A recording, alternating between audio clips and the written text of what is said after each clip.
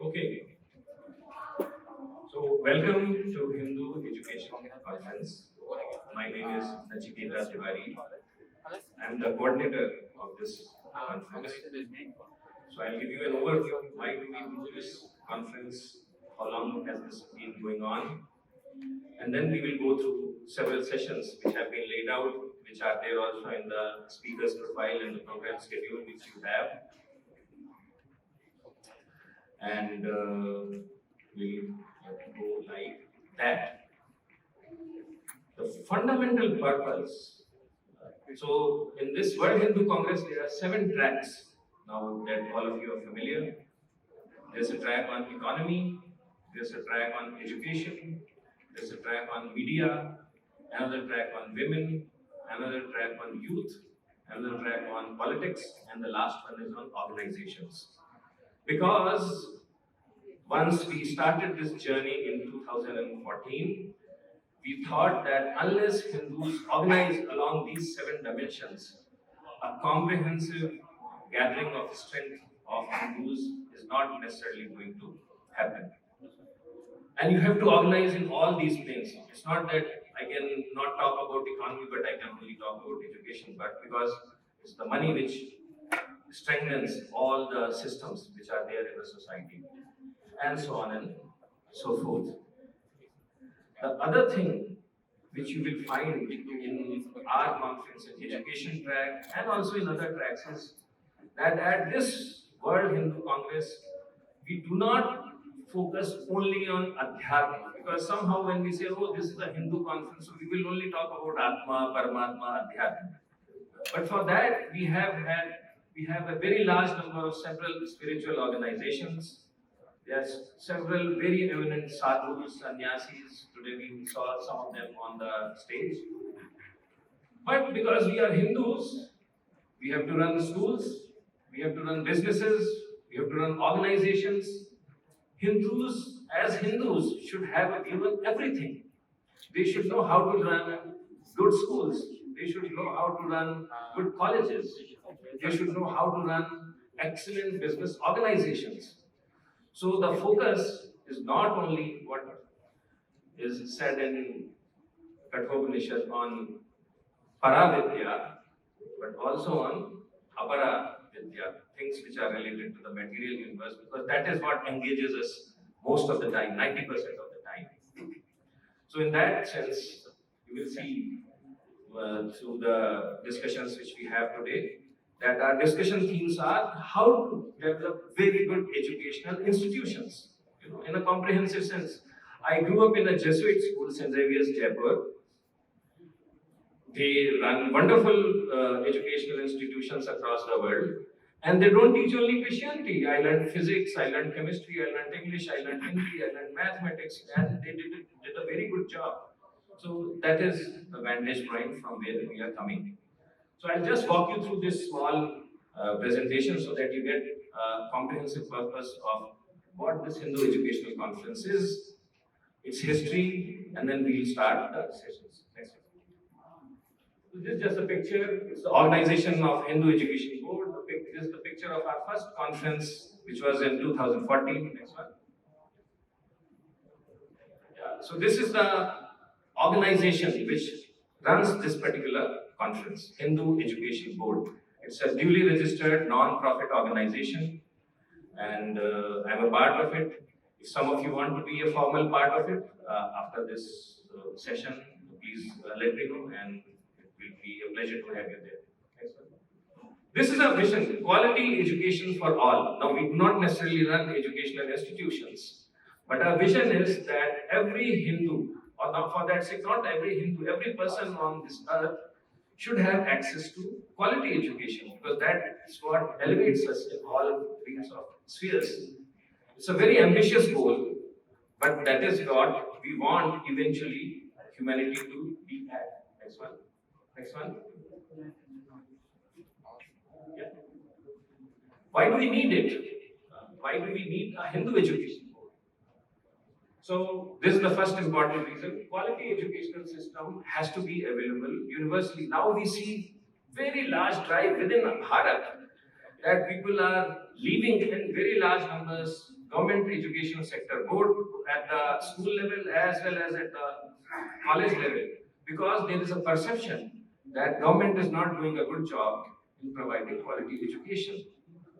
So there's an appreciation of this idea, and we have to explore how do we strengthen all our educational institutions, whether they are private sector institutions or public sector, how do we strengthen them? The second one is that Hindus constitute something like 16% of the global population. So we cannot outsource the job of education to some other country, right? We cannot say, oh, Americans will come and provide us quality education, because we are 16%. So we have to figure this out, how to make some of the best educational institutions across the world. And if we have to do that, we also have to set up benchmarks and standards for doing the same. What makes a really good educational institution? What kind of standards do we need? What kind of standards in areas of transparency, in areas of publications, and so on and so forth we need?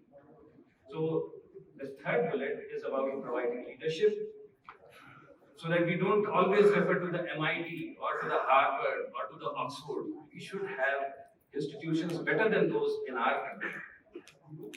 And it enhances self-confidence, and it immunizes. This is extremely important. There are actually 2-3 sessions about it. It immunizes us. If you have your own standard, it immunizes us from external distortions.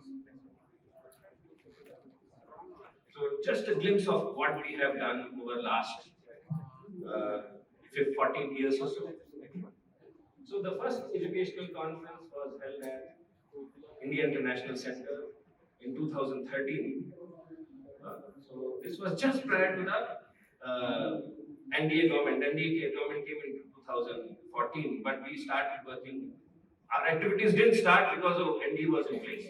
We started working prior to that. The second one was at the Ashoka in New Delhi. This was a part of first World Hindu Congress in 2014. Then in 2015, we had a series of meetings, and we made a very comprehensive, perhaps the first from the Hindu side, a very comprehensive policy document on what should be the higher educational policy for Bharat. And at that time, not many organizations were in this area. So we developed that policy. It was about 100 pages. We had a series of meetings, 7-8 meetings in Delhi, in Mumbai, in Chennai, in VIT, and very detailed discussions, and then we came up with this. And then this got formally launched in 2015 itself, with collaboration with FICCI, this industry organization, in their principal auditorium in New Delhi. 2018, we did the third Hindu Educational Conference as a part of 2015 Chicago. Some of you might have been there, who were part of 2018 Congress. And then later, next one, 2019, we also got involved in developing another network. This is called WAHA, the World Association of Hindu Academicians. So it's a loose network of Hindu academicians, and about 150 of these academicians from close to 15 different countries, they gathered in Haridwar, and this was another conference in Haridwar. Next one. Some more information about past activities. So what do you do with that policy? So then at that time, it just happened that government started looking for policy inputs on what should the new education policy be. And we made a formal presentation to D.S. Subramaniam committee, which was set up by the government of India. We were given about 10 minutes of time to present our ideas. But then they got so much engaged into the process that that whole exercise ran for about 2 hours. 2 hours. And a lot of those inputs are there actually in the current NEP of Bharat. We also provided some recommendation to this Kapil Kapoor's committee on Bharat's language policy. This is still a work in progress. And then this D.S. Subramaniam committee was replaced by another committee on new education policy by Dr. Kasturi Rangan. And again in Bangalore, we gave very detailed presentation on what should India's or Bharat's education policy, especially in context of higher education, it should be like. And then, of course, we gave several presentations to ministers, Smriti Irani, Prakash Javadekar, Ramesh Pokhriyal, and the current Prime Minister. A lot of inputs on Bharatiya knowledge traditions at Ministry of Education. Next one. Now you'll say, okay, you are doing all this, but what have you achieved? So some ideas. So we have now a very good network of some of the most prominent educational institutions in the country. A lot of you may not realize, but 90+% of education in Bharat, it comes through private sector, right? So unless we involve the private sector, the education system does not change. One of the best representatives of private educational sector we have here Samir Somaya. He runs Somaya Vidya Vihar and Somaya Vidya Vihar University, so he's there. And we made some arguments with the government that you cannot have a step brotherly or a step motherly treatment to one set of institutions. If they do a good job, you should help all educational institutions together. In the new educational policy, they have done away with the affiliation system. Actually, they are phasing it out gradually.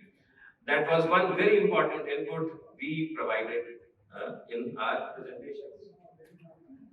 A lot of things, when the new educational policy rolls out, you will see that they will be enforcing standards on fee structures, hiring practices, administration, because there's a lot of concern that a lot of educational institutions do dubious things in areas of fees, hiring practices, administration, and so forth. So that is there. Earlier, we used to have lots of deemed universities in Bharat. So one recommendation we made was it should not be either you have a university or you don't have a university. There shouldn't be like half a university called a deemed university. So that is also they have gotten rid of. Regulation, funding, and accreditation by separate bodies. So I don't want to go into this, but there used to be a big structure known as University Grants Commission. They used to provide standards, they used to provide money, they used to administer, and there was a lot of conflict of interest. And one important recommendation we made was that these two should be done by separate entities so that there's no conflict of interest. So again, all this is not about adhyatma. But ultimately, if you have good standards, good systems, then your educational system gets better. Bharatikaran of syllabus at university level, and in this area we have done some more work which I'll talk about later. Next one. Go back, please go back. This one. Teaching of culture, spirituality, literature, and arts of Bharat to all people at university level. And this is one requirement now, it is getting enforced across all universities, whether they are private or public. If you are doing a bachelor's in arts or sciences or technology, you have to have some understanding of Bharat's culture, ethos, civilization, what they now call it as IKS, Indian Knowledge Systems. So that has become like a compulsory thing. Quality improvement through certificate program, this is a work in progress, so I will not talk about. But the third bullet, I'd like to share some more details. Prior to 2021, no university in Bharat used to formally teach about Hindu Dharma. There was no university in Bharat. In Hindu studies, a Master of Arts in Hindu studies, there was no university who used to offer a degree in Hindu studies. No university. But there are several universities in the West, in Oxford, in Harvard, in Berkeley. There are programs, sophisticated programs in the area of Hindu studies. So if tomorrow someone wants to say, okay, what do Hindus think like? What are their values? What are their views on environment? What are their views on gender? What are their views on equity? And so on and so forth. All the answers come from the West. So some of us patiently worked out a very detailed syllabus on what a Master of Arts in Hindu studies should be like. What's the time? 25. So So I'll wrap up. So we worked out a very detailed syllabus, worked with several universities. So this was not coming through some government, minister ne keh diya and everything got implemented. Ministers and ministry was not implemented. We worked with individual universities, and I'm proud to say that today, this Master of Arts in Hindu Studies is being offered by 25 plus universities. Some of them are the best universities in the country. We have Delhi University, they launched a formal program starting this year. Some of the earliest programs were launched by Banaras Hindu University, Lal Bahadur Sanskrit Vidyapeeth in Delhi, MS University, Vadodara, Bombay University, Kanpur University, and so on and so forth. As a part of this entire exercise, we also wanted to make sure that once you get a Master of Arts degree, then you should be able to do PhD. So to do PhD, you have to work with University Grants Commission, and you have to get this subject included into their list. So again, it's a seemingly straightforward process, but then you have to convince a lot of persons. So now it's formally listed as an area of study in UGC NET list. Some of those who are familiar with UGC NET, it's a formal area of study. Indira Gandhi National Center for Arts, it's now offering 1-year diploma program. The first batch of degree holders in MA Hindu Studies, they just graduated a couple of months back. So the first batch is about 100 strong across the whole country.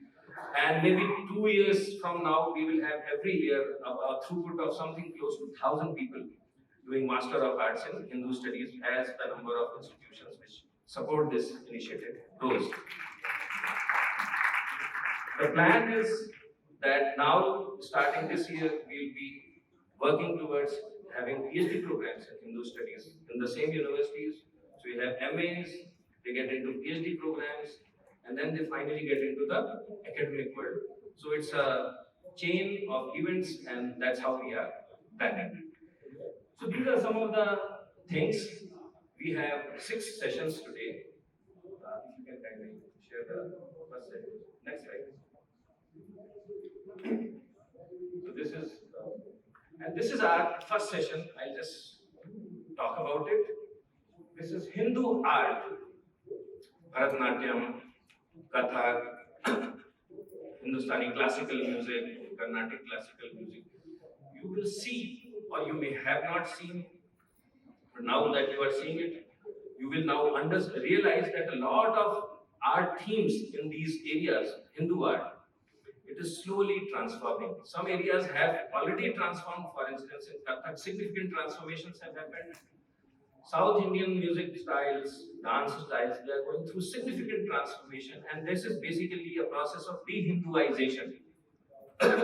So in this session, we will talk about this particular theme. I'll just read it out. Hindus have contributed marvelously in all forms of art, dance, music, theatre, painting, sculpture, literature, poetry. In fact, we can boast of having some of the most sophisticated and rich theories for all forms of artistic expressions. Our civilization views art as an instrument to pursue shreyas.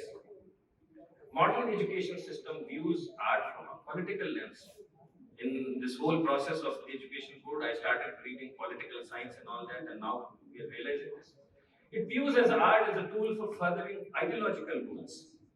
In process, Hindu art forms are morphing into something that is totally different from what it was originally supposed to be. So, we will be starting our session. This is the theme of the first session. I will now request Shri Anil Raoji to come and introduce the chairperson, and the chairperson will take it from there. Thank you. Namaste, Sawadika, and good afternoon. It gives me great pleasure to introduce you to a young and dynamic chairperson for the next session on Hindu art, politics, and ideology. Dr. Dripto Bakshi. He's the assistant professor at IIT Kharagpur, an alumni of ISI Calcutta, and he specializes in game theory, and he will be chairing the next session. Thank you.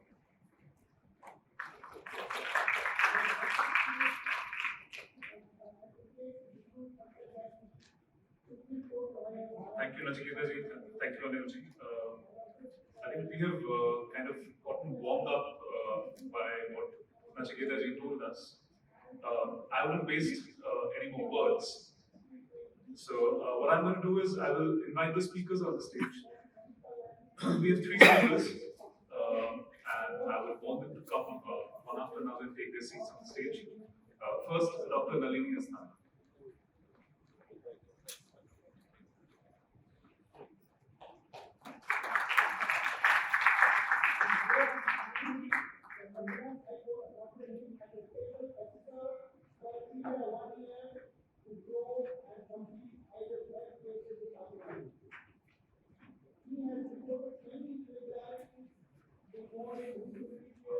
Arjun, Shri Arjun Bharadwaj.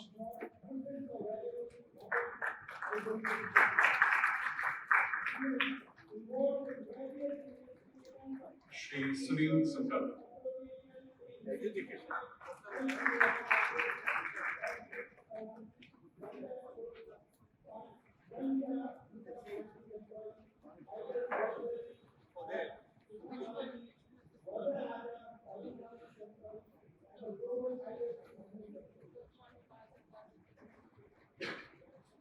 The first speaker of the session is Dr. Nalini Asthana. So she leads the introduction, but then I'll still use up some time introducing her.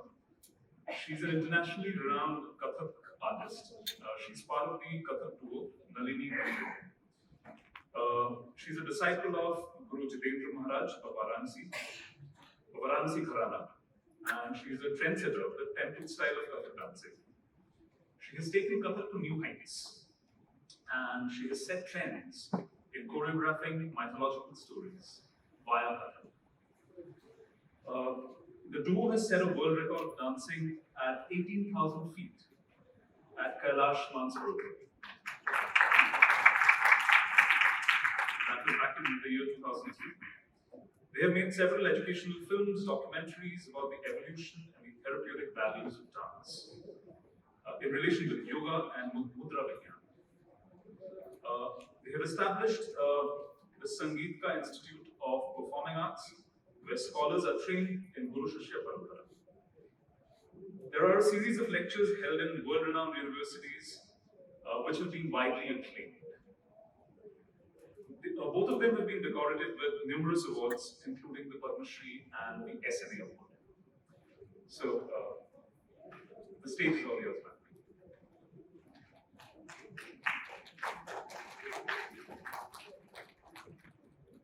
Hariom. सभागार में उपस्थित सभी हिंदुत्व से परिपूर्ण देवी और सज्जनों को मेरा हृदय से अभिनंदन। इस ऐतिहासिक क्षण जिसमें मुझे बोलने का अवसर दिया, मैं हृदय से आपको आभार प्रकट करती हूँ, खासकर नचिकेता तिवारी जी को, जो लगातार संपर्क करते रहे और इतनी अच्छी तरीके से उन्होंने सब चीज़ को आयोजित किया। मैं उनको भी बहुत बहुत बधाई देती हूँ। नृत्य की जब हम बात करते हैं तो उसके बहुत से पहलू और बहुत से पक्ष होते हैं। अभी मेरा विषय सिर्फ कथक तक रहेगा और एजुकेशन का अभी बताया तो मुझे बहुत अच्छा लगा। नहीं तो मेरा नृत्य का जो संबंध है वो आध्यात्मिक ज़्यादा है, क्योंकि मैंने अध्यात्म से ही गुरु जी के अंतर्गत आकर्षित होकर इसको अपने जीवन में अपनाया। थोड़ा सा परिचय दूंगी, क्योंकि कहीं आप किसी से जुड़ते हैं तो आपके पीछे उसका कोई बात होती है।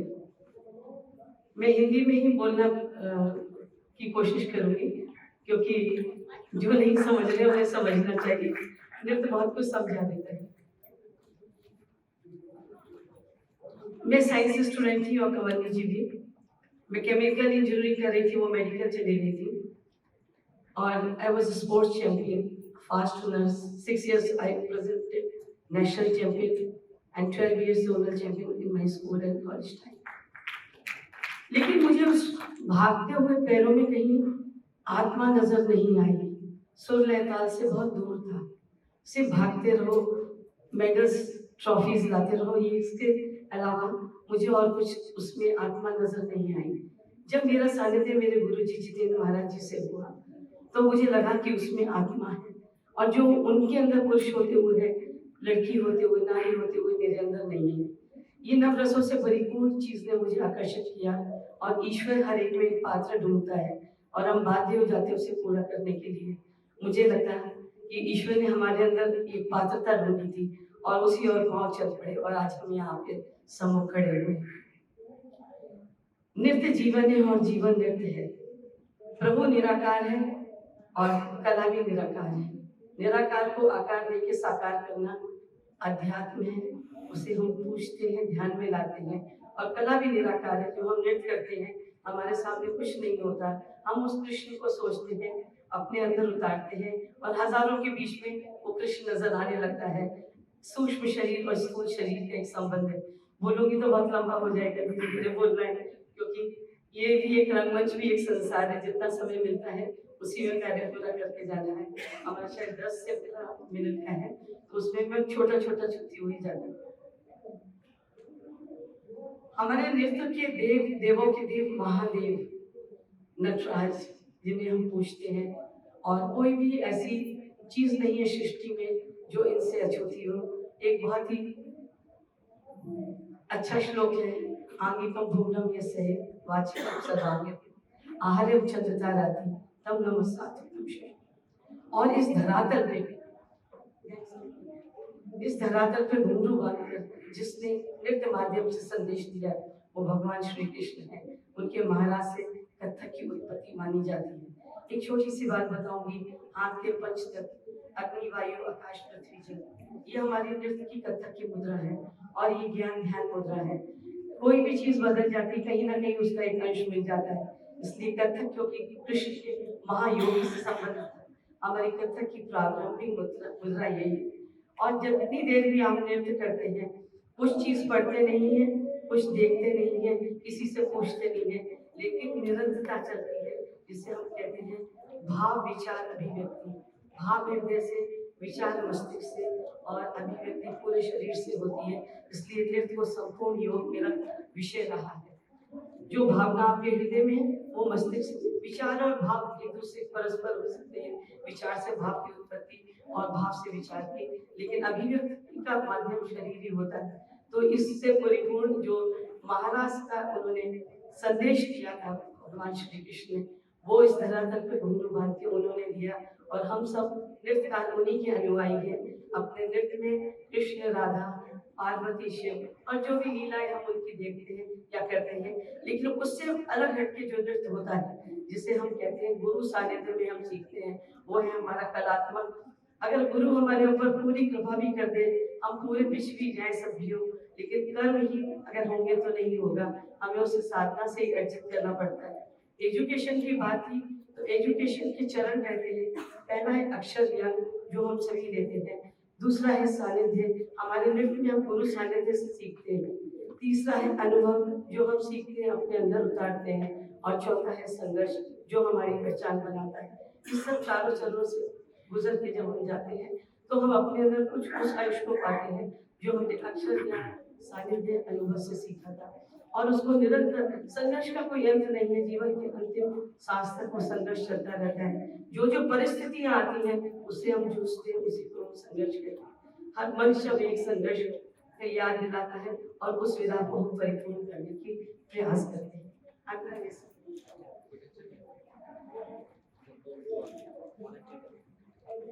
मेरी देखिए बोलने की आदत नहीं है, इसलिए थोड़ा सा नृत्य जीवन है और जीवन नृत्य है।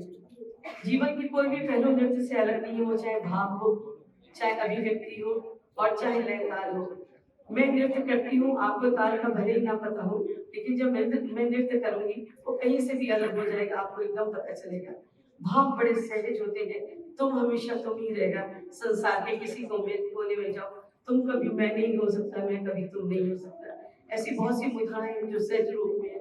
अभी उसको निरंतरता में हम जब कहते हैं अगर भूख लग रही, कोई ये नहीं कहेगा मुझे भूख लग रही है, सब कहेंगे मुझे भूख लग रही है। ये सहजता को जब हम अपने जीवन में उतार देते हैं, बाल लीलाओं को, प्रौढ़ता को, श्रृंगार रस को, नव रसों से परिपूर्ण है, और हम धीरे धीरे उसे अपने अंदर सहजते जाते हैं। लेकिन क्रियात्मक रूप में साधना में गुरु सानिध्य में करते हैं तो एक वो विधा के रूप में जुड़ जाते हैं।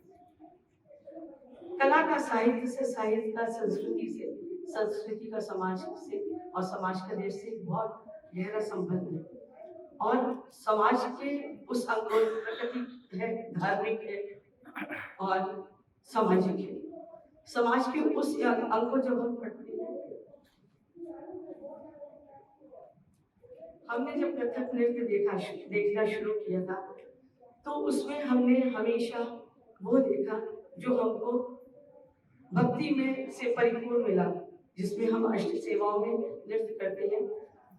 देवों के आगे जो हम लोग सेवा देते हैं उसमें अष्ट सेवा में जो एक सेवा दी जाती थी उसमें नृत्य संगीत, अभी भी बाकी में हरे मंदिर में आप जाइए, आप चिदम्बरम में जाइए तो हम उसमें नृत्य अंजलि देते हैं। हम कोई पैसे नहीं और फल नहीं चढ़ाते, हम नृत्य करके ईश्वर को अंजलि देते हैं। मैं इसकी एक भूमिका इसलिए बना रही हूँ क्योंकि ये जो देवों से चला आ रहा नृत्य था, जो हमारी संस्कृति से जुड़ा था, जो हम मंदिरों प्रांगण में किया करते थे, उसका बाद में रूप किस तरीके से बदला। जब हमने उसको सामाजिक रूप दिया, सामाजिक रूप में कथक नृत्य जब हम करते हैं या कोई भी नृत्य करते हैं तो उसकी वेशभूषा, उसके ऑर्नामेंट्स, उसकी बोली, उसके भाव, उसकी अभिव्यक्ति, वो उस विधा को बिल्कुल बोल देती है। हाँ, इसने एक पोशाक पहनी है, ये पोशाक, ये ऑर्नामेंट्स, ये अभिव्यक्ति उस समय की बात करती है। जब मैं इस तरफ मुड़ी, देखा मैंने नृत्य को, तो मध्ययुग की जो कला थी वो मुगल काल की प्रवृत्ति से बहुत प्रभावित हुई, और वो हुई थी वालिद अली शाह के दौरान।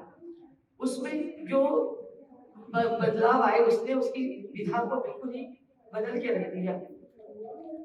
जहां हम लोग श्लोक करते थे या भजन करते थे या दोहे करते थे, जैसे आओ प्रभु नैन में पलक मोद तुझे तो हिलो, ना देखो किसी और को, ना तोहे देखने दो, वहां आया उल्टी ही चाल चलते हैं अहले इश्क, आंख बंद करते हैं दीदार के लिए। इस शब्दों का फर्क आ गया उसमें, या ना तुझको ना तेरे तीरे नजर को देखेंगे, देखने वाले मेरे नजर में जिगर को देखेंगे, और भरी महफिल में वो कुछ इस अंदाज से कि गुमा होता है, अब उठी उनकी नजर, अब वो उधर रखे। तो जहां उसकी अभिव्यक्ति का फर्क आ गया, श्रृंगार रस की उसमें एक प्रोमिनेंट होने लगा। श्रृंगार रस जो भक्ति में था, वो उसमें श्रृंगार रस की अभिव्यक्ति ज्यादा प्रौढ़ होने लगी।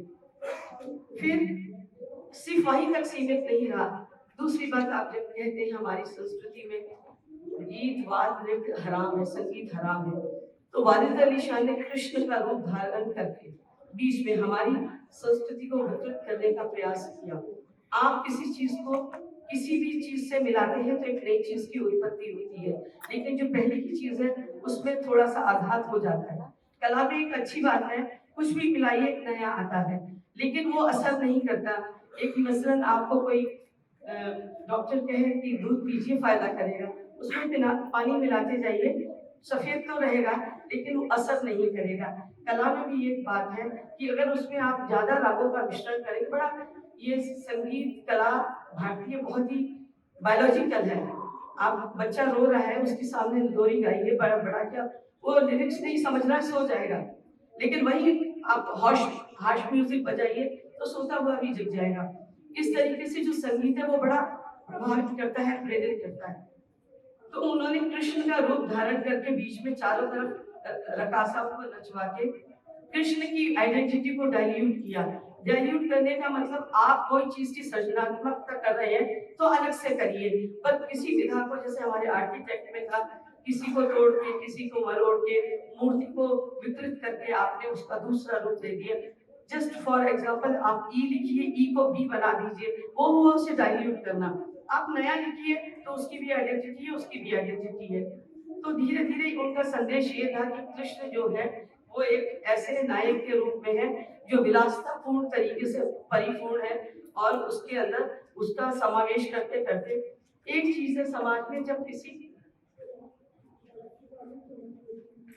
विकृति को स्वीकृति मिल जाती है वो समाज के पतन का समय होता है। और जब इस कथक नृत्य को इस विकृति के रूप में लाया गया और स्वीकृति मिल गई तो धीरे धीरे यही, क्योंकि मैं उत्तर भारत से हूँ और खासकर उत्तर भारत में इसको इस स्तर पे लाया गया कि वो कोटों तक पहुंचा और मुजरे का रूप ले लिया उसने। क्योंकि राज दरबारों में जो नृत्य थी वो युवा समय में ही रहती थी, जैसे उनकी आयु बढ़ती थी तो उनको वहां से डिस्कार्ड कर दिया जाता था और गुरुजन नई नायिकाओं को सिखाने लगे। तो क्या होता था, वो अपने ही स्थान पे कोट शब्द का उत्पत्ति हुई। There was no auditorium, just a minute, I got a bad throat. Auditoriums नहीं होते तो शाम को महफिलें सजती थी, उसमें मदरा पान होता था, क्योंकि अपनी थकान को मिटाने के लिए। और नृत्य, कथक नृत्य उसका माध्यम था। उत्तर भारत की बात बता रही हूँ क्योंकि मैं कथक नृत्य से संबंधित हूँ। उसमें मुजरे में कहीं देह व्यवहार नहीं था, आर्ट प्रिजर्व था, उसमें डाइल्यूट हो चुका था, मनोरंजन का साधन बन गया था। लोग आते थे, सामंत लोग, जो दरबारों में नहीं जा सकते थे। और कथक नृत्य में जब मैंने इसमें पदार्पण किया, सलामी सलामी तोड़ा, आमद टुकड़ा तोड़ा, पर वो जितनी भी बातें थी वो सब उर्दू शब्द में थी।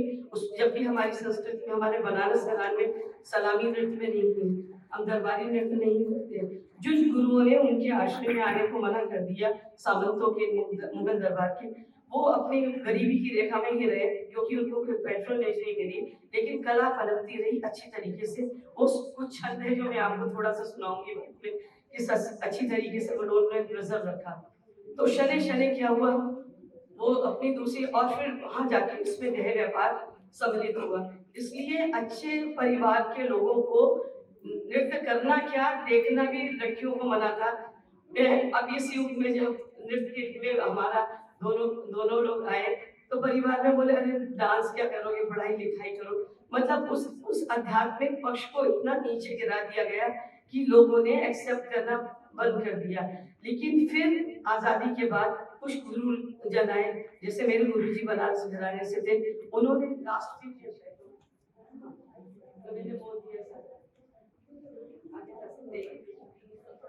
अच्छा थोड़ा,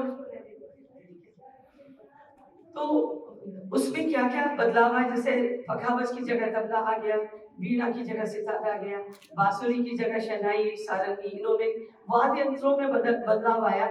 और उससे क्या हुआ, उसका एक कला के पक्ष में तो अच्छा ही होता है, कुछ भी जोड़े अच्छा है, लेकिन उसकी जो एक ओरिजिनल शेप था, जो उसकी एक ब्यूटी थी पहले की, वो बदल गई और लोग उसको दूसरी दृष्टि से, और उसमें आमद वगैरह जुड़ी, तो उससे लोगों को उसका जो एक एंगल था वो चेंज हो गया जाके। And there was a change in the presentation also, जैसे मैंने आपको बताया। हमारे गुरुजी ने फिर उसको पुनः लेके, जैसे आपने इंट्रोडक्शन में सुना था, 12 ज्योतिर्लिंग में हमने नृत्य किया, बाकी बिहारी जी के मंदिर, जहाँ जहाँ भी धर्म स्थल थे, ये देखने के लिए, सोचने के लिए कि वो लोग इसको कितना समझ रहे हैं, कितना अपना रहे हैं। एक तरीके से मठों में तो डिस्कार्ड ही कर दिया गया था। और ये मेरे बहुत अनुभव के साथ जुड़ा, जब मैंने अपने समय के सारे कुंभ में स्नान किया, नृत्य किया और मठों में गई, तो वो बोलते, अरे आप लोग ये नृत्य करते हैं, पर धीरे धीरे धीरे धीरे अपनाने लगे।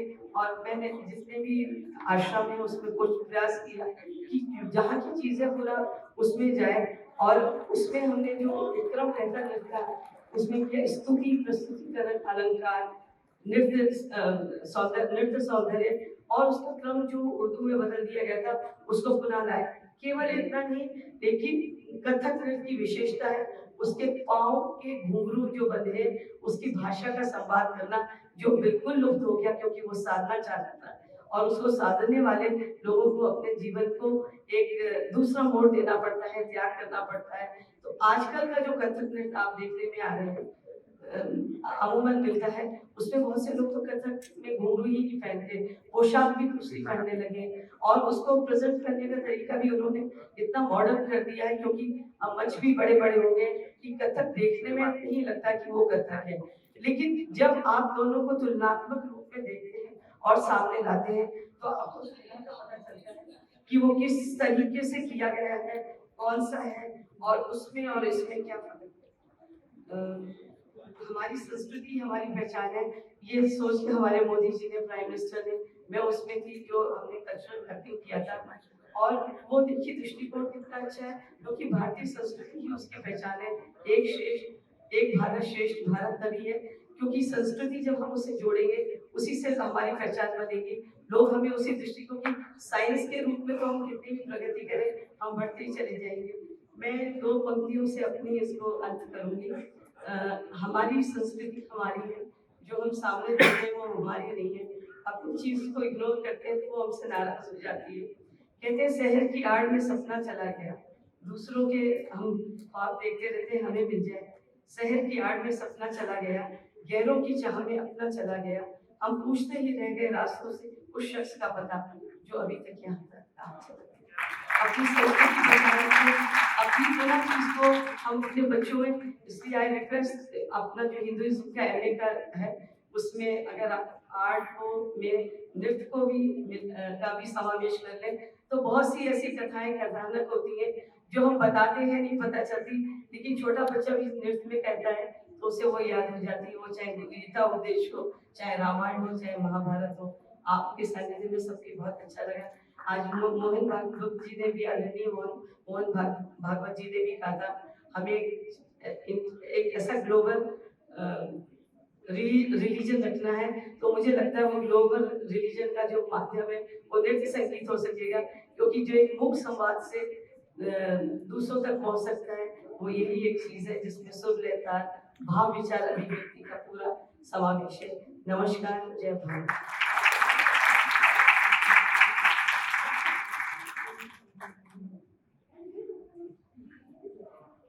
Extremely enlightening speech.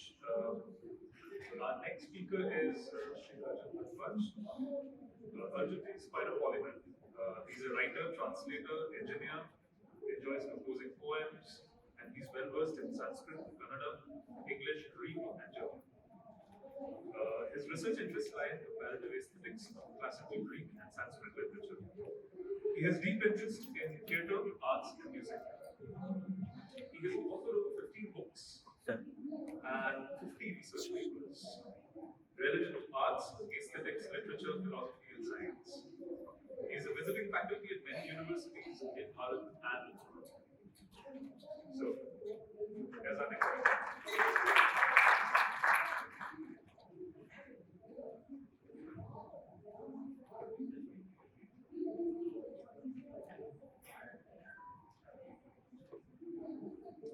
Chidanand कलाम्बाणी Vande चंद्रकलाधरां नैर्मल्यतारतम्येन बिंबितां चित्तवित्तिषं. Very good afternoon, Shubhavadhyana to all of you present here. First of all, my heartfelt gratitude to Dr. Nachiketa ji for inviting me here on this August gathering and this wonderful occasion to give my thoughts about the manner in which the Karnataka Sangeeta and Bharatiya Nrtya are being politicized. Both the structure and the content of the classical art forms of India, how they are being damaged with vicious intents, with ulterior motives of the predatory religions of Islam and Christianity. So I'll try to throw some light about it, about the kind of tyranny that we are undergoing without being aware, the manner in which these intangible heritage elements of India, of Bharat, are being misused by the predatory religions. So we'll have a look at that. Request you to put the first slide. Yes. All of us would know that any text in the Bharatiya Sanskriti is thought of as an offspring of the Vedika Parampara. See, for example, the Nrtya Veda, the Nrtya Shastra itself is called the Panchama Veda. It is called Sarva Varmika Veda. It is a Veda, it's a knowledge bank meant for the education of the masses through entertainment. Entertainment is the medium and education is the ultimate purpose. In the very opening of the Nrtya Shastra, we hear this, we get to know this shloka. Jagra Patyam Rugveda, Samabhyo Geetamevacha, Yajurveda Abhinaya, Rasan Atharpanadapi. How was Nrtya? Nrtya is holistic theatre. Holistic theatre which includes dance, drama, music, literature, sculpture, painting, all of them coming together holistically. So the Nrtya Veda was created by Brahma, Chaturmukha Brahmadeva, by extracting the Patya or literary aspect from the Rig Veda The inspiration for music was derived from the Samaveda. The inspiration for the gestural language was derived from the Yajurveda, and the rasas, the Ashtarasas or the Navarasas, the inspiration was derived from the Atharvaveda. So every tradition in India has its roots in the Vedas, like many of us know. And it is only in the Bharatiya Sanskriti that kala or art is thought of as a bridge between the material and the spiritual. Today morning also, Mata Amrita, my Mata, and as well as Mohan Bhagwatji, all of them, both of them mentioned this as well. So this link between the material and the spiritual is art. That is why one of the greatest aestheticians of India, called Vishwanatha, who lived in North India, he says, Rasananda is Brahmananda Sahodaraha. Is the younger brother of Brahmananda. Brahmananda is nothing but Moksha, the Satchidananda Tattva. We all of us are aiming towards that in one way or the other. Whether we know it or not, we are heading towards that.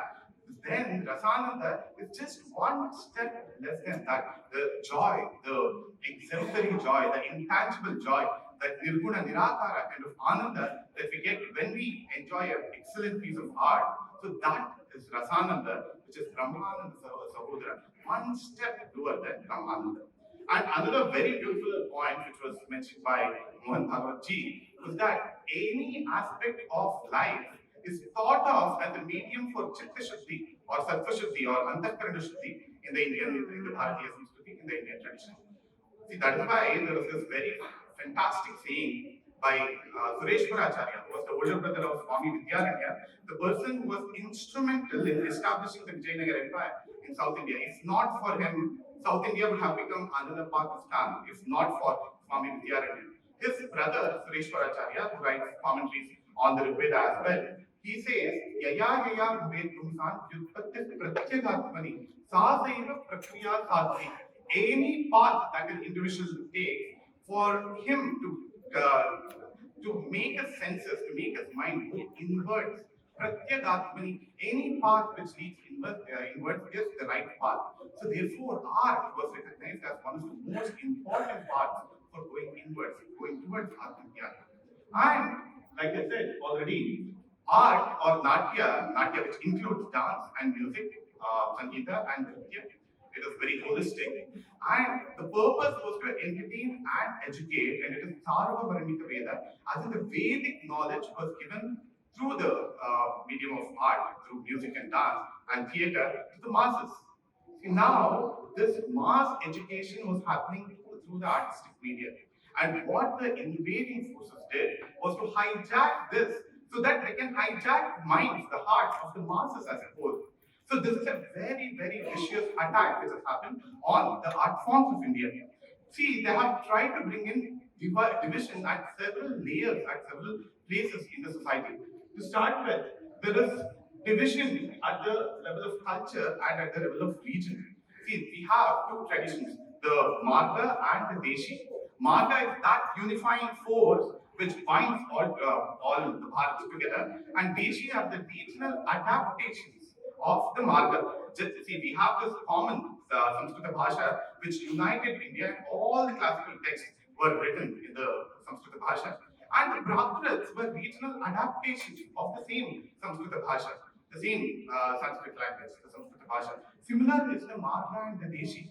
But today, unfortunately, there's some kind of attitude induced saying that Marga is something called Brahmanical and it was meant to oppress the masses, and Deshi is something which is natural to Bharat, etc.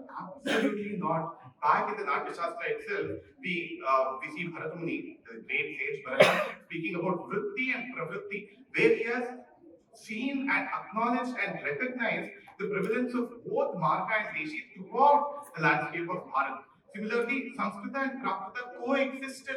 There was never any kind of disharmony or fight between the Samskrita and the Prakrita. See, today again it is being claimed that Samskrita is Brahmanical hegemony and the Desha Bhashas are what are natural to India. Absolutely not. That's not there at all. Back in the Nrtya Shastra, again, we see the Samskrita and Prakrita coexisting. Any of the Samskrita Natkas that you take or Prakaranas that you take, both the languages are present in all the Natkas. You take Abhijnana Shakuntalam, for example, of the fantastic scholar poet Kalidasa. He uses 15 kinds of Prakritas. in his Nrtya, along with Sanskrita. So both of them coexist. So there's this language divide which has been artificially induced by these political parties. And there is gender divide also, gender divide as well. So there is this tendency of saying that art is meant only for women. That is one section. There's another section of the society which says art is meant only for men. But then we see both Mahanata, Shiva, and Devi Saraswati, both of them are dancers. And in Shiva is Ardhanarishwara, the non-division between the male and female, the unity of the male and female is seen there. Right? So the gender divide is also definitely not true. And also, see, today there's been this other vicious tendency of changing the structure and the content both, like Nalini ji was mentioning, by destroying the content. See, for example, the names of our devas, rishis, etc., which are present in several of the Karnatak sangeet compositions of Tyagaraja Swami or Muthuswami Dikshitra, etc., they are being replaced by the term Yesu or Prabhu, etc. And they're using this entertainment medium for conversions. So they are trying to show that our Karnataka Sangeet and also Bharatiya Nrtya is adaptable to Christianity and it is adaptable to Islam, and therefore using them as mechanisms to force their own predatory ideologies of religion on people.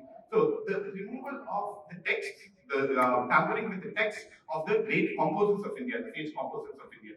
And similarly, we had evidences for a father called Francis Barbarossa, who had introduced certain mudras, certain abhinayastas in the South Indian dance, Sadir or Bharatanatyam, to indicate God, Father, Son, the Holy Spirit, the risen Christ, the Mother, Mary, Cross, and the Madonna. All of these have been introduced into the Bharatanatyam vocabulary. Even today, there are schools which are teaching this.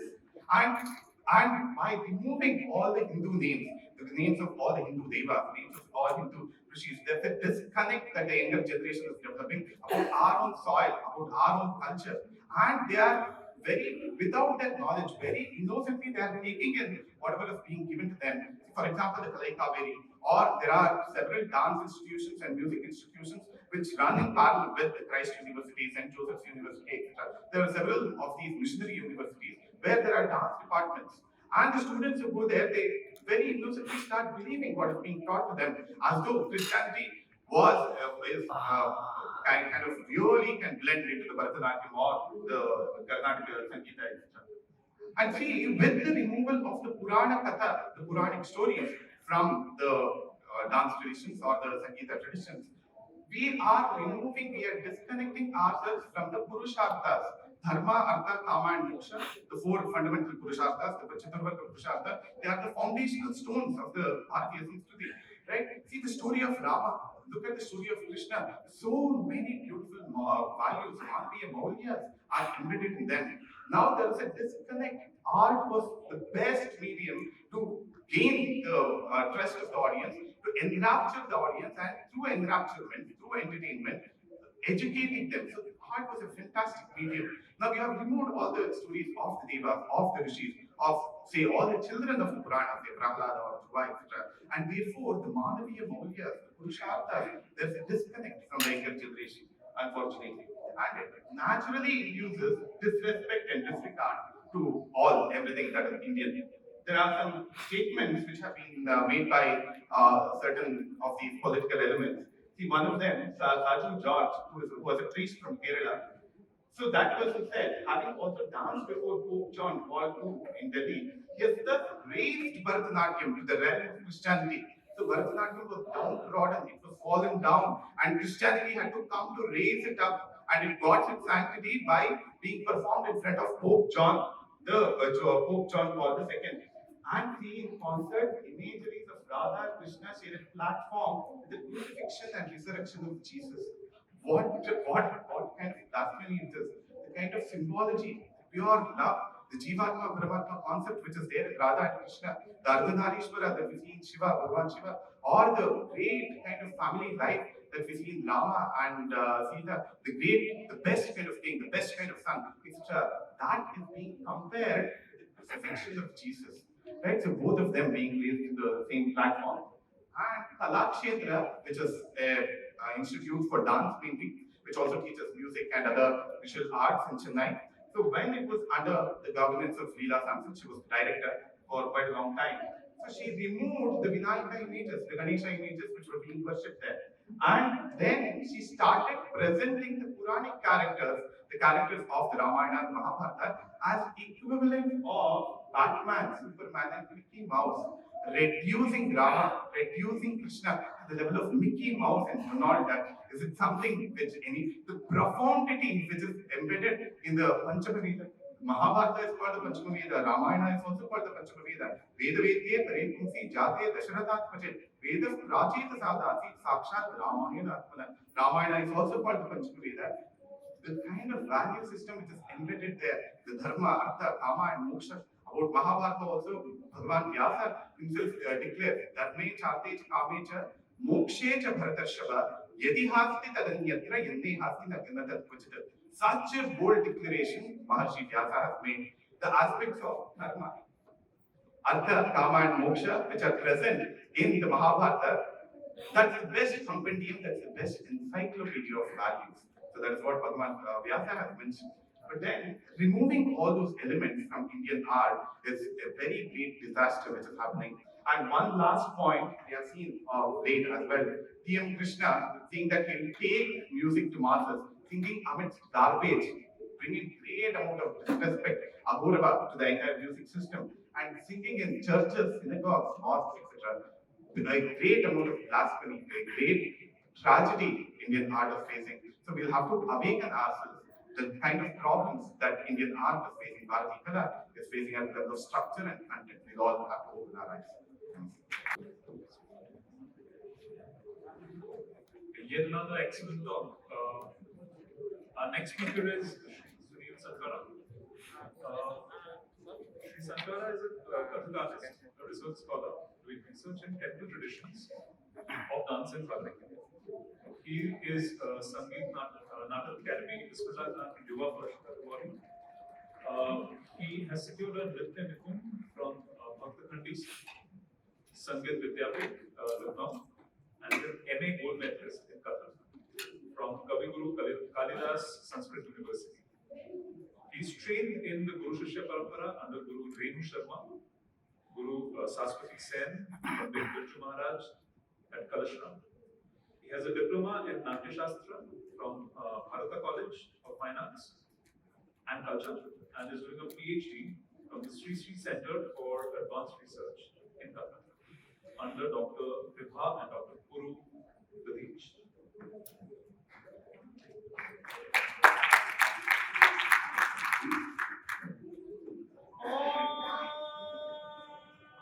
Guru Brahma, Guru Vishnu, Guru Devo Maheshwara, Guru Sakshat Parabrahma, Tasmai Shri Gurave Namaha. It's 3 p.m. I know everyone needs some tea or coffee after that wonderful lunch, so we can go to the first slide. I'm going to start with some humor. Who here is a bathroom singer? Anybody? Bathroom singer? Many. Who here is a bathroom dancer? Anyone? I see some hands at the back. Okay, so we do not anytime put a board up, right? I am dancing in my bathroom at 3 p.m. High standard time. Please arrive over there. No, we don't do that. So, in dance, all of you must have seen, when we think about Bharatiya Nrtya Kala, you must have seen the Nataraja and the dancing Krishna, Natvar, yes? The two gods? Yes, everyone? So, Nataraja, who is he? He dances Digambara, like we are in our bathrooms, without clothes, and he does not invite us into his space to dance. He is dancing to maintain the balance of the cosmos. But what does Natvar Krishna say? Let us all dress up beautifully. Let us come together, and together we create a performance. The two sides, the stage and the audience, with the Yamuna of art flowing in between. इसीलिए रास लीला जो होती है यमुना के तट पर होती है. So in this small incident, I was trying to wake you all up, but I hope you had fun. Yes, and you learned something about Nataraj and Natvar. That is the core idea. When we say that Nachiketa ji gave you a very tough and interesting topic, how to re-Hinduize Bharatiya Nrtya Kala. First, we have to understand what are the core Hindu principles that our land has given to to the world. Oftentimes, we have been appropriated and given back our own principles in different words. And as Arjunji was also mentioning, we are at a conference where Dharma is, so in the Nrtya Shastra, which we say is the origin of all art, Bharat Muni says that it is for Dharma, Artha and Yasha, both for the performer and the viewer. And there has to be Saha Upadesha, something you have to teach them in whatever you perform. And here I'm going to throw some words at you. Manoranjan versus Atmanarjan. Manoranjan is what? Entertainment. And here we have a word edutainment. You educate through entertainment. If you separate out education out of it, no longer does it remain anything but enticement. That is the core philosophy of our Hindu art. Atmaranjan, you take them to the next level, that through education, through entertainment, you reach bliss. Enticement versus enrichment. You entice the audience today by making them clap, but are you making them silent and contemplating by giving them a thought they take home? Just this morning, Mohan Bhagwati was talking about Santushti, Santrupti. So when we think of the two words, instant gratification, today's art, I'm sure all of us are on Instagram, you don't dance more than 30 seconds on it, and instantly we need to get a view, a like, or a clap if it's a live audience. But what does our traditional Hindu art say? That you have to work with the audience so that on that journey with you, they reach that same point, a point where spiritual knowledge is transferred through communion as well as communication. And finally, Atma Sanyam is the most important message. Our main characters, whether it is Krishna or Rama, are Maryada Purushas who show us how to live life in spite of all the difficulties we face. Moment we take them out, like Arjunji was saying, we can have Batman being shown in Kathak definitely, but that is not even that message. So I can do that for instant gratification, but should I do it? The next core principle is the concept of bhav that we have given to the whole world. Knowledge transference or a performance happens in three layers: the stool sharir, your body, and my body. From which we enter the sukshma, which is our psychosomatic body, where it's not seen. It is a nirakar, but it has some gunas. And finally, we go into the nirgun nirakar, which we call atma, soul, different words. But that is where this impression, bhav, exists. Now imagine you're attending a performance of the Ramayana and Sita has been abducted. Tulsidas कहते हैं राम गा रहे हैं हे मधुमृग हे मधुकर श्रेणी देखी क्या सीता मृग Naini. Prabhu Shri Ram is crying, searching for Sita. Through his karuna, through his tears, we may connect with the loss of a loved one in our own family. We may have lost a parent, we may have lost a loved one, but that impersonal emotion that the Lord is crying, and through experiencing that, some of our sorrow comes down. That is what is the idea of bhav. This entire diagram shows you what is the vehicle, what is the way in which Bharatiya Nrtya Kala progresses. At its core, we have the katha or the narrative, whatever story is being told. This is true of all Indian knowledge systems. The secondary layer that oftentimes is not taught and should be taught is the darshan through which it has to be looked at. Nalini ji was talking about how Bajit Ali, through his books Rahas, brought back Krishna as a dance. But moment you separate Krishna and Radha from being Atma and Paramatma and make them hero and heroine, you have taken away the darshanic significance and made them characters. That is exactly what she was saying is what went wrong there. You separated the two. You just took the content without taking the context.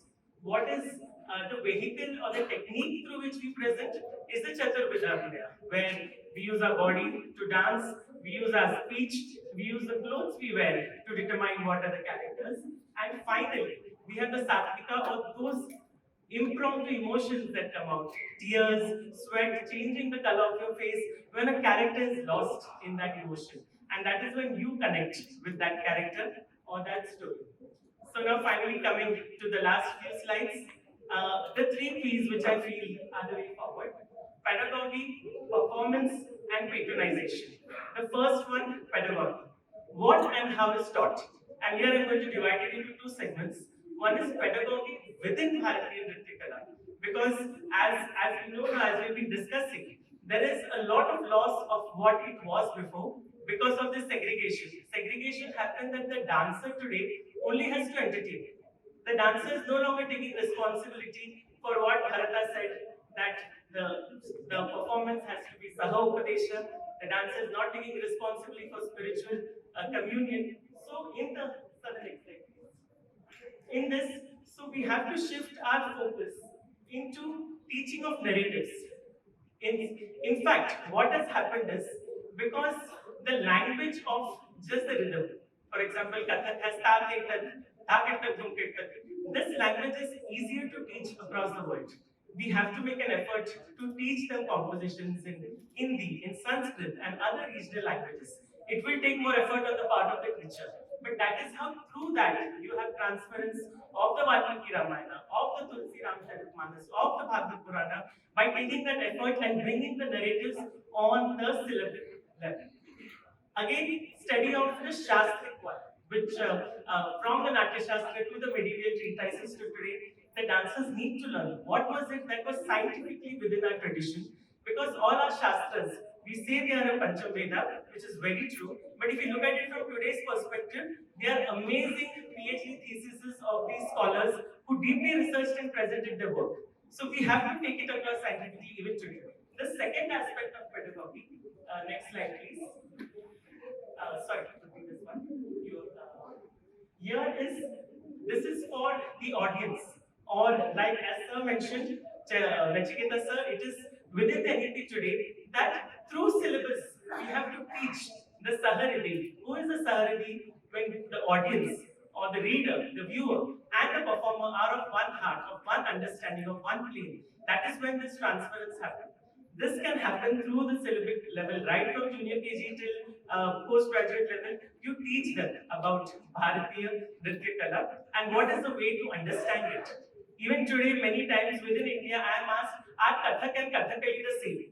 Kathak from North India and Kathakali from Kerala, which has a huge mass, a completely different Aharya, but there is still this confusion, and many times we answer this question. Finally, coming to performance, dancers today need to really bring back the narrative, bring back the story strongly. If I perform a Krishna Chhedchhad, I must explain to the audience that this is not Re-Hinduize. This is not. There is an Atma, Paramatma, Jivatma relation with it. But we cannot expect the audience to understand it. Where the dancers fail today is not giving this message. All of us show Draupadi Vastraharan. But when do we discuss what were the legal ramifications of that? On that day, if you go into the Mahabharata, Draupadi is being told by everyone that as per dharma, it is okay for you to be disrobed because now you are a dasi. Which means the protectors of law, the protector of the women, and the protectors of culture came up on that day, saying that everyone has managed their own dharma. That is where we found that things have gone wrong. Now, when we present these stories as dancers, we present them in the theme of bhakti.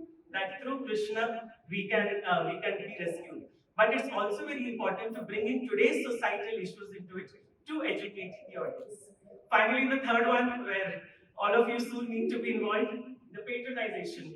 So throughout history of Bharatiya Nritya Kala, we have had three different kinds of patrons: the Devashraya or the temples, the Rajashraya, which is the courts, both Hindu and non-Hindu courts, and finally the Lokashraya, which began with the government post-independence and continues with sponsors and private organizers today.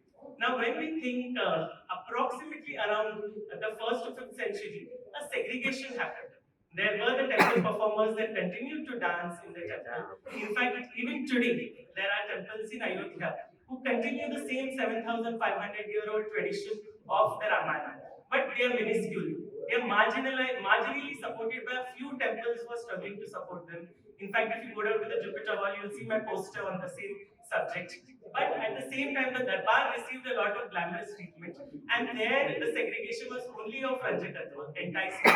Shuddha Nritya. You make the king happy, he gives you a chain, he gives you a ring. So that means the aesthetic of the dance gets determined by what the viewer is saying, not what we want to show through Shastra. So there's a lot of documentation of the darbar, but not much of the temple. There has to be work done on this. And after these 3 Ps, the final one that comes forth is people. You are the one who can make this change. While I was here in the last 2 days, we went to Erawan temple in Bangkok, and there I saw this interesting tradition that anyone who asks for something, it's a shrine for Brahma, and they pay the dancers to dance and seek benediction and blessings for them, and that is how the prayers are done. This is our very old Hindu Natya Shastri ritual, which they are continuing here even today. But in India, we find this in very few places. Maybe Yakshagana and Kathakali Arjun shared about this before in talks in Bharat. Here we see this kind of culture. So if, let's say, there is an ashram or there is a temple who wants to bring back certain traditions, you have to go support them by being a participator and a part of it. Only then can it go forward. Only then can we bring back these traditions and support the ashram, support the temples to bring this culture back. And finally, we are very excited that through Nachiketa ji, it will also be part of the syllabus. And with that, I end my talk. And thank you to all who have helped me.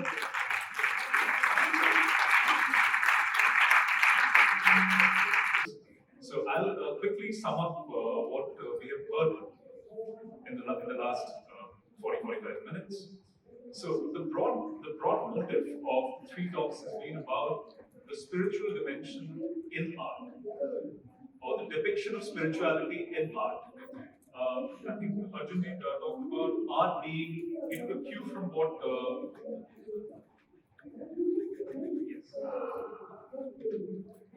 so he took a cue from what Mohan Bhagwat mentioned in the plenary sessions about every aspect of life being a tool for Chitta Shuddhi. He mentioned that art should be a tool for Chitta Shuddhi. It should be a way to travel inwards. Dr. Asthana talked about how dilution of Hindu art has happened over the years. She mentioned how Shringar has contaminated, if I may use the word, bhakti, which used to exist in Bharat. And last but not the least, there has been a constant dilution and misrepresentation in the name of creative liberty. Aren't we used to it? We see it all the time around us. And that has happened everywhere, and that's a pretty alarming sign which she has mentioned. But we ended on a positive note. Sunil ji talked about a roadmap of how we can revive and propagate Hindu art further. And he has given a beautiful vision, almost like a proper vision document in the limited time we had. Anyway, so that's it. We'll open the session, open it up for Q&A. So in case any of you have any questions, please feel free to ask. Anybody with any questions? We have the mic, so please raise your hands if you have a question. I'm not at all from Stanford University. Wonderful talks. Question, I'm an educator, and this is a session on education. Do you see value in dance being part of the core curriculum in the school system, all the way from kindergarten to 12th grade or beyond? And would that actually help mitigate some of the risks that we're talking about?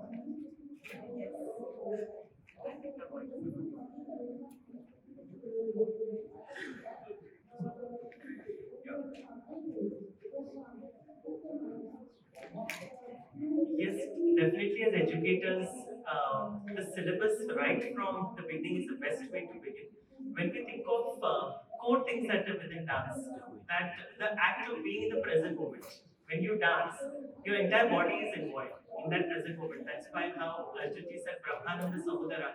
You, without teaching them yoga, without teaching them how to meditate, just by making a toddler dance, just by making people dance, first you bring them into the habit of being in the present moment. That is a huge skill for anyone today, whether it's for stress management, life management, first of all.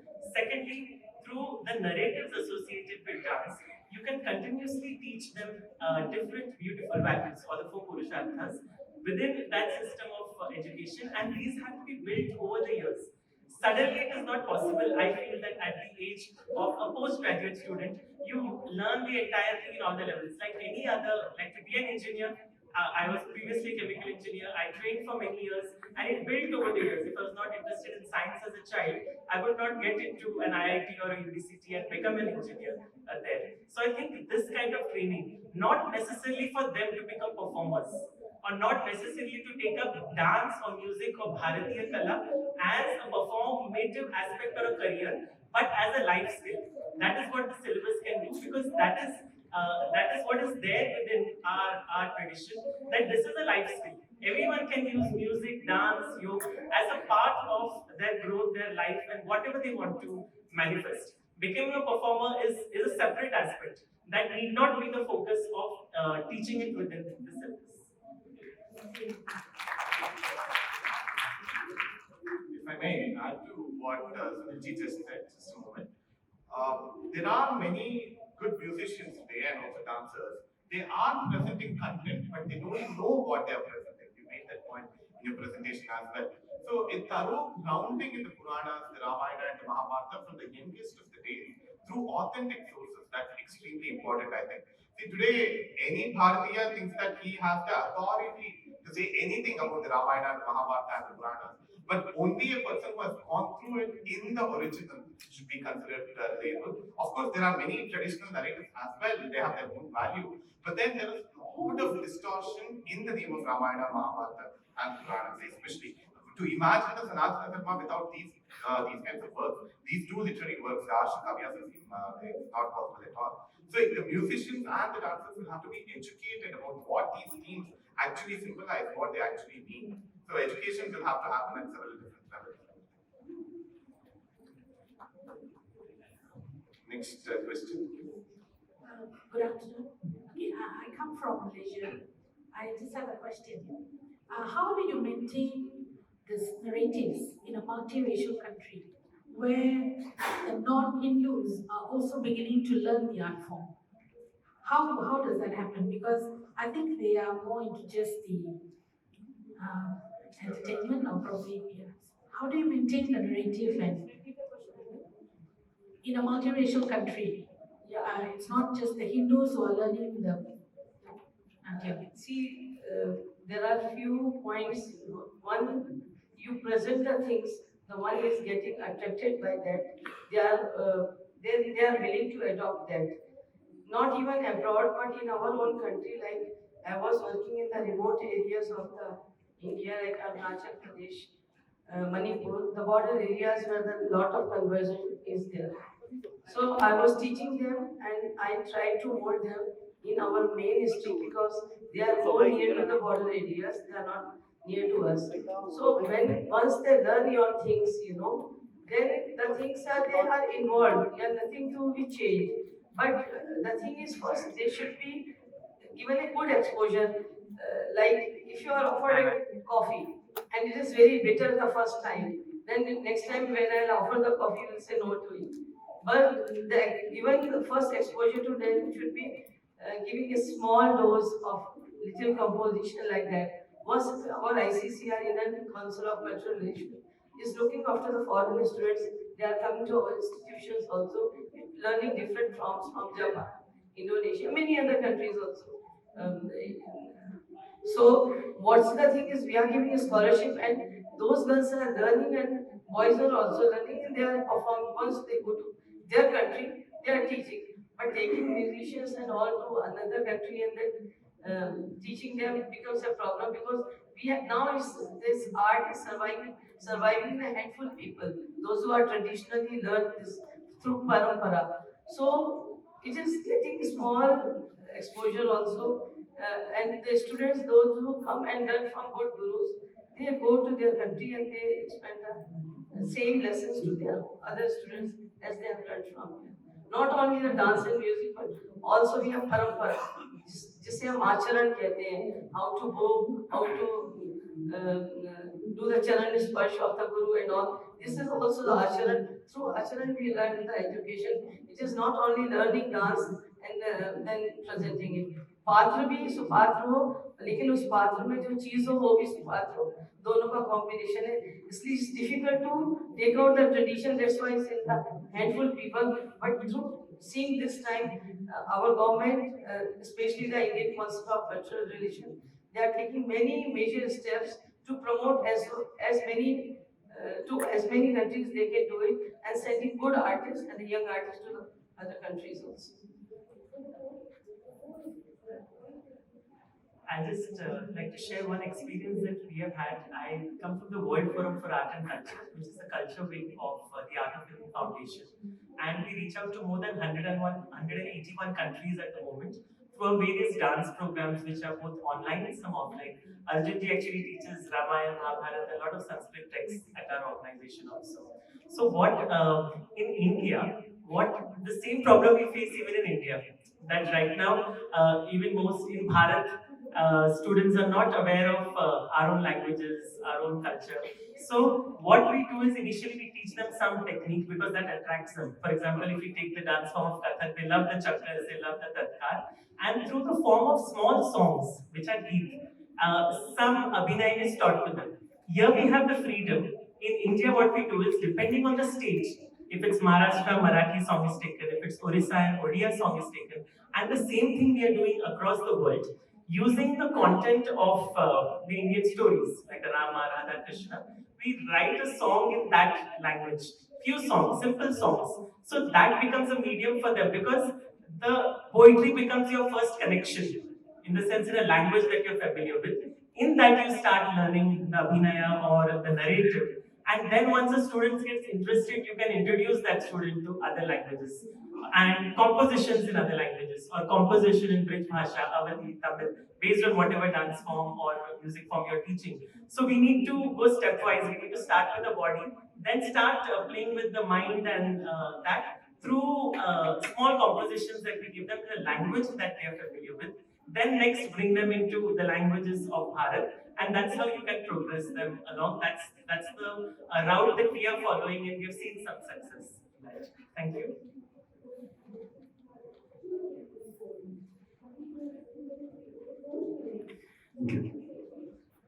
Okay, my question would be with a little different perspective.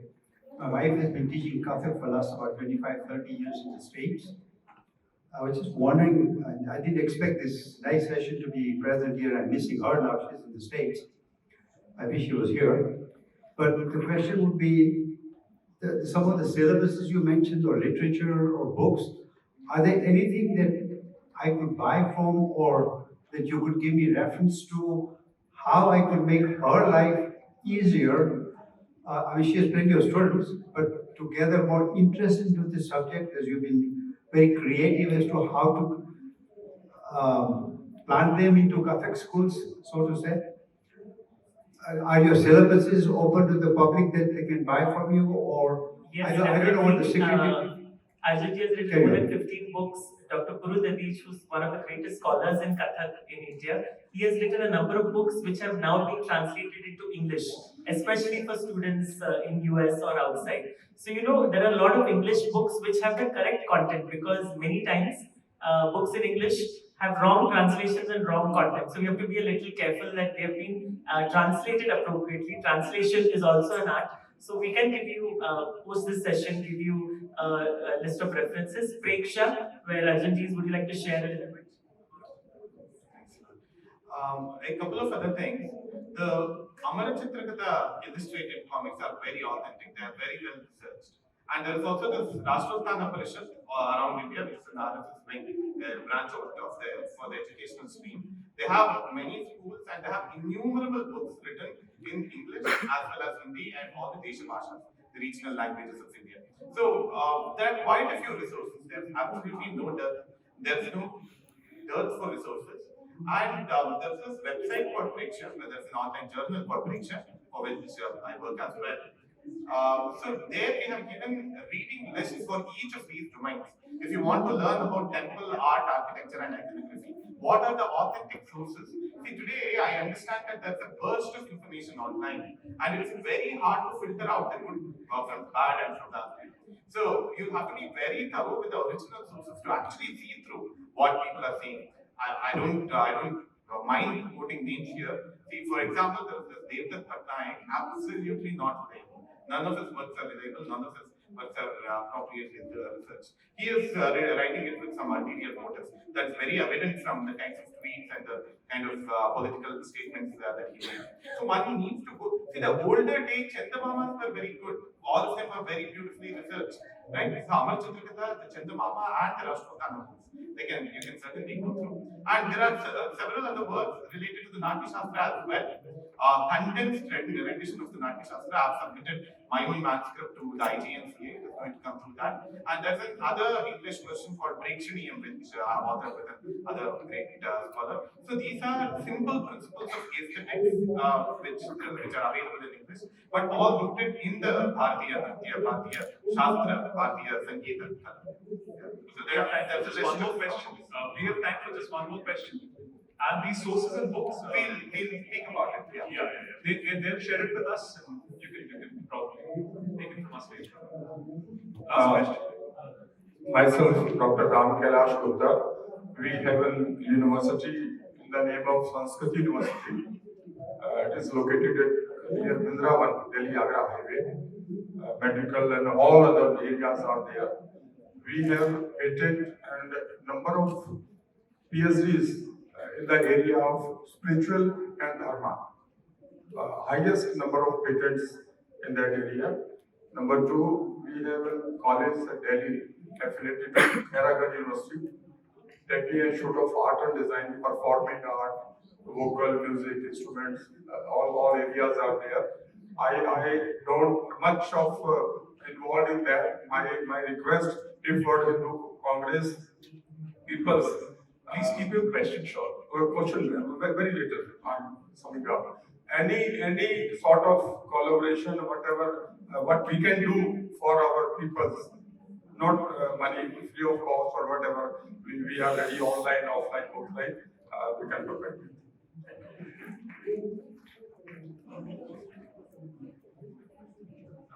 Okay. You have a question? What I understood, ma'am ने बताया starting में कि जो dance है उसको हम spirituality से relate करते हैं एंड हमेशा से डांस चाहे वो कोई भी फॉर्म हो, कथक हो या ओडिसी भरतनाट्यम, हमेशा से वो भगवान के लिए मतलब एज अ ऑफरिंग हमेशा से यूज किया है. But what I understand, what I have heard also कि डांस को लाइक इन आवर हिस्ट्री राजा के सामने भी मतलब प्रस्तुति की तरह किया जाता था. तो उस टर्म्स में हम डिवोशन पार्ट कैसे करें? आपका जो प्रश्न था, इनका प्रश्न ये था कि डांस में तो एक उसको भक्ति तो होती है प्रेजेंटेशन में मंदिरों में जैसे हम करते हैं, लेकिन जब आप राजा के सामने करें या ऑडियंस के सामने करें तो उसमें हम उसको कैसे लाएं, ये है आपका प्रश्न. नलिनी जी आप देखिए, एक है प्रेजेंटेशन, उसमें आप कुछ भी चीज को मोल्ड कर सकते हैं. एक जो आध्यात्मिक चीज है वो जो आप ड्राइव करते हैं, मैंने चरण बोला ना, एक तो आप उसे सीखते हैं, अपने अंदर लाते हैं, लेकिन उसको अभिव्यक्त करने का माध्यम आप उसको किस भी तरह से मोल्ड करके कर सकते हैं. लेकिन पहले आप उसे ड्राइव तो करिए, आपके पास आ जाएगा तो उसको किसी भी फॉर्म में कर सकते हैं. लेकिन जो उनके सामने प्रेजेंट करते हैं, बिकॉज इतना डायनेमिक है, जब आप उस विधा को अगर डायनेमिक नहीं होता तो वो लोग क्यों उसको लेते. और उसमें नवरसों की अभिव्यक्ति जो आपको आकर्षित करती है, तो वही चीज को किस तरीके से डायनेमिक अदायगी में, तो उसका मैंने एक तो लिरिक्स से हुआ, एक अभिव्यक्ति से हुआ कि आप किसी को किस तरीके से उस राधा को साखी के रूप में प्रेजेंट करें. तो लिरिकल भी है और प्रेजेंटेशन भी है, लेकिन जो आपने ड्राइव किया वो तो आप अध्यात्म की है. तो उसमें लय तार सुन के जो अभिव्यक्ति की जो साधना थी वो तो पूर्ण तरीके से नहीं, लेकिन जो उसका प्रेजेंटेशन का माध्यम तो वो बदल जाता है. लेकिन करने वाले को उतनी ही भक्ति करनी पड़ती है, ऐसा नहीं है. लेकिन उसको आप भ्रष्ट रूप में कभी भी हो, आपने एक पेंटिंग बनाई बहुत खूबसूरत है, लेकिन आप उसी पेंटिंग को एक नारी का चित्र है, उसमें आप उसके स्ट्रेचेस बना दीजिए, उसके बाद विकृत करिए, तो आपने उसको विकृत कर दिया, लेकिन बनाया तो उसी भाव से था ना. Source of life. मैंने इसमें 2 पंक्तियां लिखी थी. ओशो जी का शब्द था, नृत्य में वो तुम्हारे साथ होता है. तो नृत्य में तो हमारे साथ तब होगा जब हम नृत्य करेंगे. तो तो पाओगे उसे तो तुम नाचोगे और नचाओगे भी, उसके आने से ही नृत्य होता है। वो गुनगुनाएगा और तुम नाचोगे, जब वो नहीं रहेगा तुम नहीं रहोगे। जब तुम और वो एक हो जाओगे, तुम्हारे नृत्य में, तुम्हारी लेखनी में, तुम्हारी आवाज में उसका आभास होगा और यही आगाज होगा। तो ये साधना की चीज है, साधना से आती है। आप उसको किधर भी वितरित कर दें, दूध है उसका आप दही बनाइए, मिलकर बनाइए या करिए, या उसको फाड़ दीजिए। पात्र की भी सुपात्रता होती है, इसलिए कला में जो पात्र होता है वो बहुत मायने रखता है और उसकी पात्रता भी बहुत मायने रखती है। अगर उसमें लिंग कहीं नहीं है क्योंकि वो आत्मा से होता है, आत्मा का लिंग नहीं। मैं अर्जुन बनूंगी तो मैं नलिनी नहीं रहूंगी, आपको मेरे अंदर पुरुष नजर आएगा। ये राधा बनेगा तो आपको उसके अंदर ये नजर नहीं आएगा, आपको एक राधा नजर आएगी। तो पात्रता अलग है, लेकिन कला एक चीज है जिसका पात्रता में समावेश होता है, तो वो बोलती है। Thank you so much. मुझे एक और भी क्वेश्चन, मैं आपको एक सिंपल सूत्र देना चाहूंगा जो actually is valid for everybody, जो आर्टिस्ट भी नहीं है। कुछ तेरा फिर कुछ मेरा, कि पहले जो हमारे सामने है वो जिस भाषा में है, वो जिस देश में है, उनको पहले जो अभिनव गुप्त कहते हैं साधारणीकरण, कि जो है उनसे जुड़ना, जो स्टेज है उनमें उनको इन्वॉल्व करना। मैं बहुत इस सहज भाषा में कह रहा हूँ। तो आप पहले कुछ, अगर आप डांसर हो तो ऐसी कुछ चीज से शुरुआत करिए जहां सबकी आप अटेंशन कैच कर पाए। फिर वहां से आपको जो दिखाना है, अगर आपको राम की कथा सुनानी है, पहले अटेंशन कैच करिए, फिर वहां से सुनाइए।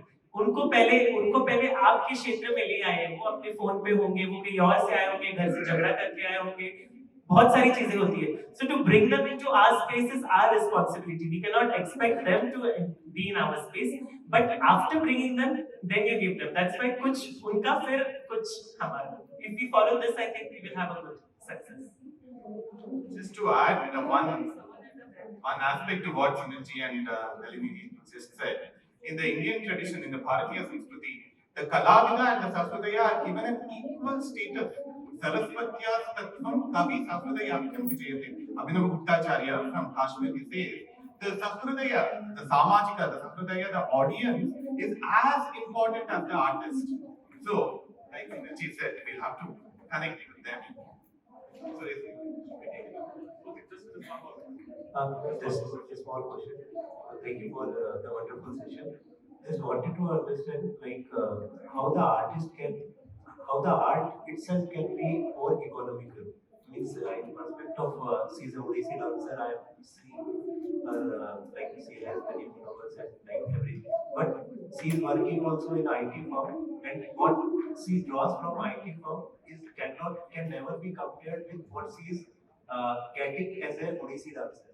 So means sometimes she also. I understood your question. So all of us are into it, which is why in my second last slide I said the P is patronization. Bharatiya Nrtya Kala has been patronized since its inception. So by making it into a profession, there is a possibility, but we have to still keep the patronization, whether it's through getting government grants, whether it is through sponsors, that is required to support this. We cannot equate it immediately with the moment we start thinking that, we put on ourselves an added pressure. So it would be good to educate ourselves. Our government is giving many opportunities. Globally, there are many venues that can be approached to become patrons for Bharatiya Nrtya Kala. You may meet someone here. So I think you have to be conscious about that, and that is the only way. It has been a part of it since the time of the Natya Shastra, where the temple was a patron, as I was saying. So we have to keep that in mind.